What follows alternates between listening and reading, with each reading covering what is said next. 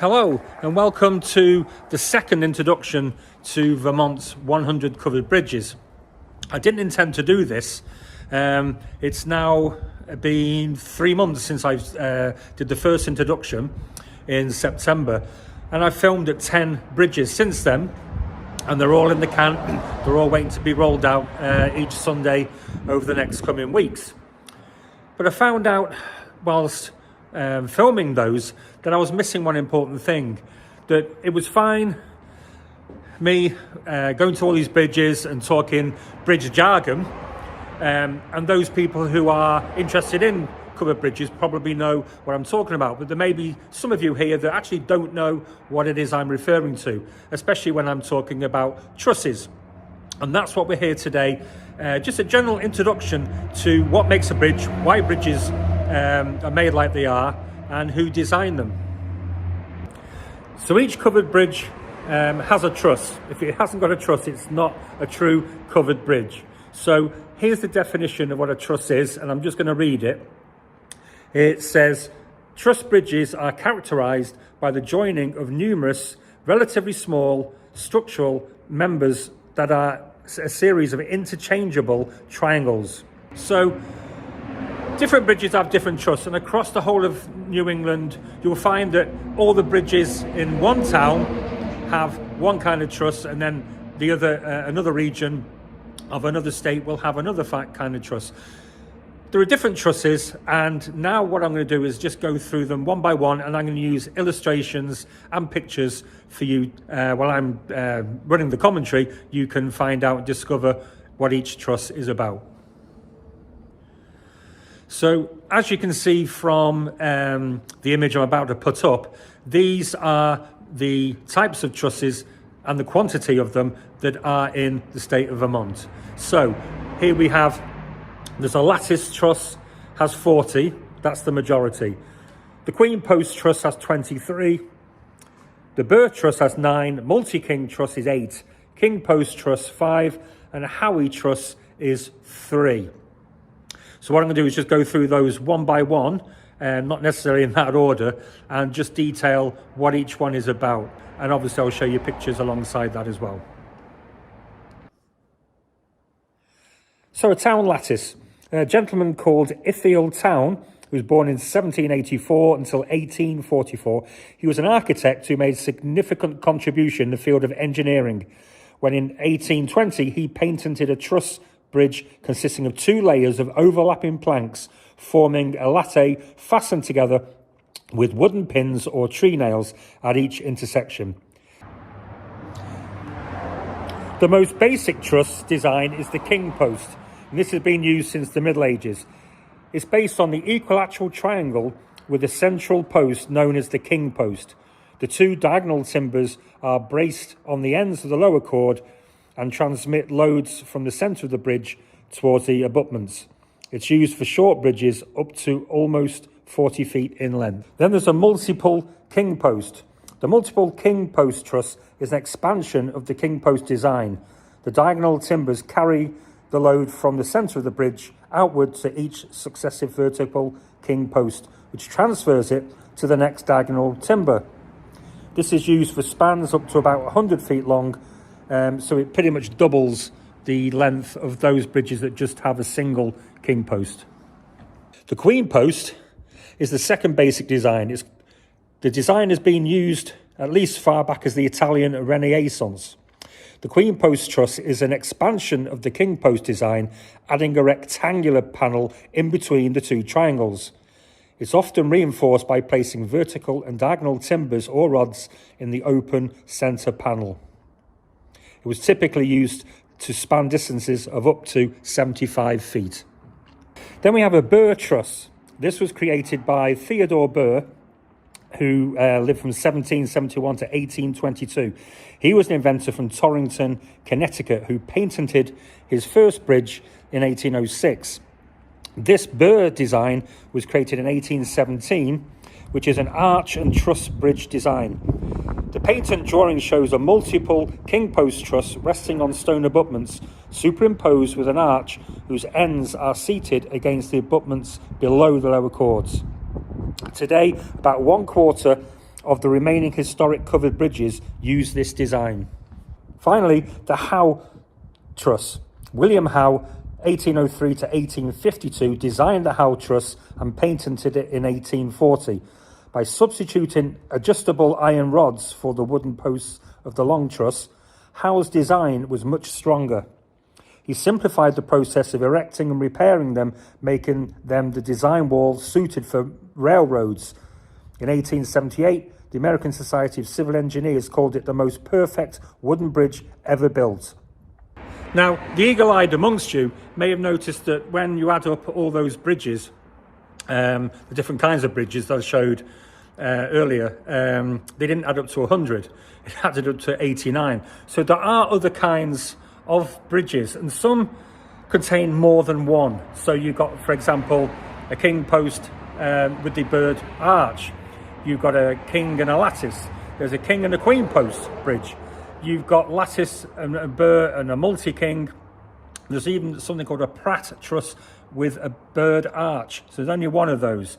And there's 3 Paddleford truss bridges as well. When I get to those smaller ones, the smaller than ones, I'll explain them as we go along, further along in the series. And that's the reason I brought you here to the Scott Bridge today, because the Scott Bridge has 2 different types of trusses throughout its length. As you can clearly see behind me, it's a town lattice style. But as we go over the next span, it becomes a king post truss. In fact, there's 2 king post trusses on each side, which makes the Scott Bridge one of the small handful of little quirky bridges that have more than one style of truss built into it. So we're almost at the end of this second introduction. I know it's been a little bit heavy at times. It's sort of like when you have a first day at work, your new job, and somebody comes along and sits you down and says, here, read all the policies and procedures and then watch a 3-hour health and safety video. It's one of these things that has to be done. I'd rather just get it over and done with in one go, rather than just keep bringing it up each episode. Anyway, I'd just like to thank 3 individuals and 2 organisations.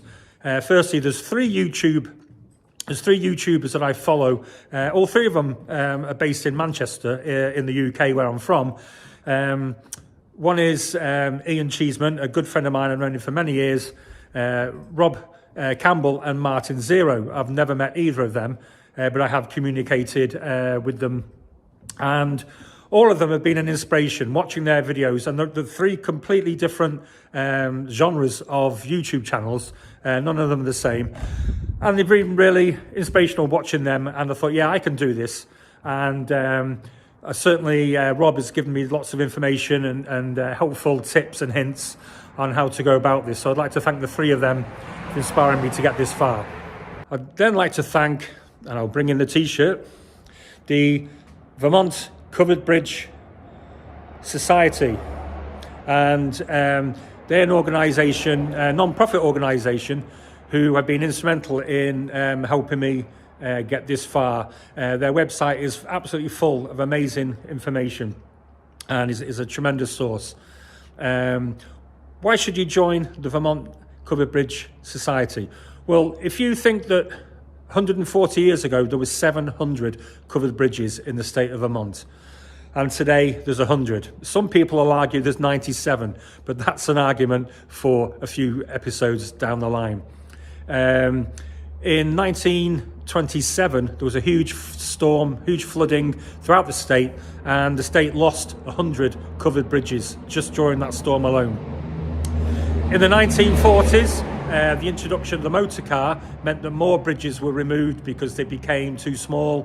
The bridges need to be wider, they need to be stronger.